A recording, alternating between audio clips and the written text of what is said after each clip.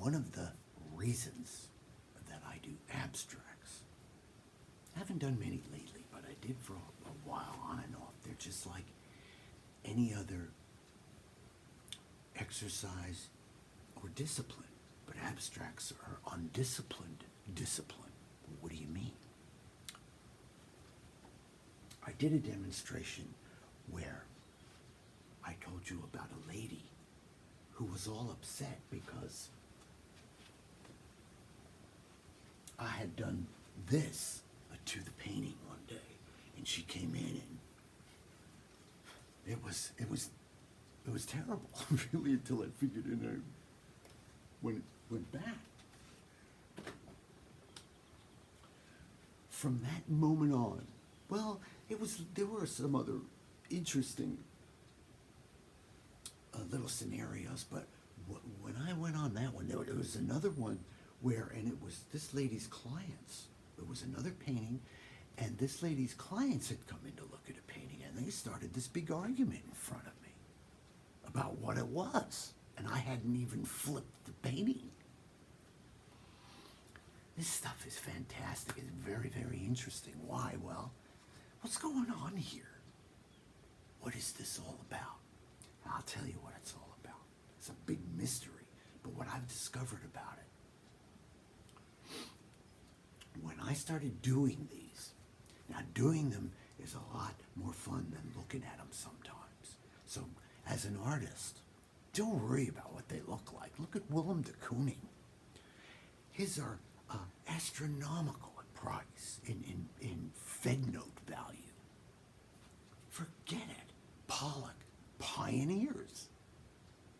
Where's my little Columbus? Anyway, pioneering. So you pioneer. You're not going to get $100 million for it, but it'll look just like it, or better. It may even look better. So why do it? As an artist, what I discovered was, when I did abstracts, I had to exercise my imagination.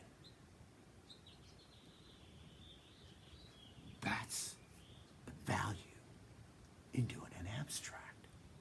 There's a whole another world of thought or non-thought or some other connection that you have to make that requires a lot of imagination. That's why I go into quantum physics with it. That's what quantum physics requires also. Where am I at? Oh, okay. They go together. Why? Because when you use your imagination. Now, I didn't have to use much of imagination to paint the Sombrero Galaxy. It was from a Hubble telescope photograph. There's zillions of them out there. You can see what's going on out there in that spectrum called light. But in quantum physics, we don't have anything to look at. That's why it hooks up with this stuff.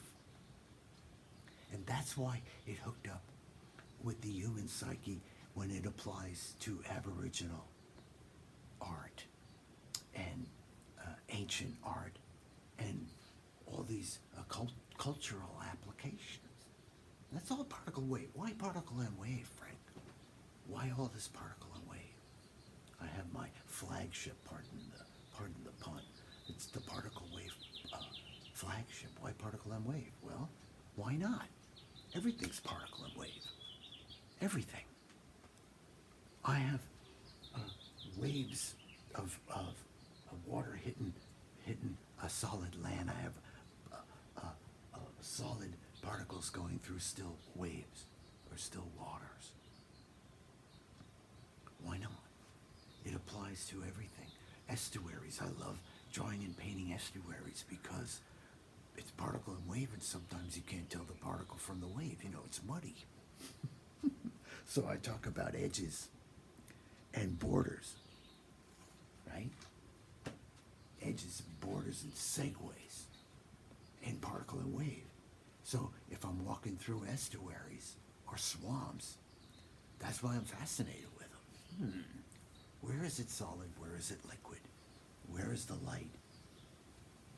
Where Where's the dark? Where's the opacity? Where's the transparency? You go into all of these complementarities. Particle weight, E equals mc, squared off with the abstracts. And don't square them off, and see what shows up. And then you can have a trained mind. Your imagination will have this training for stuff that shows up. It's really cool.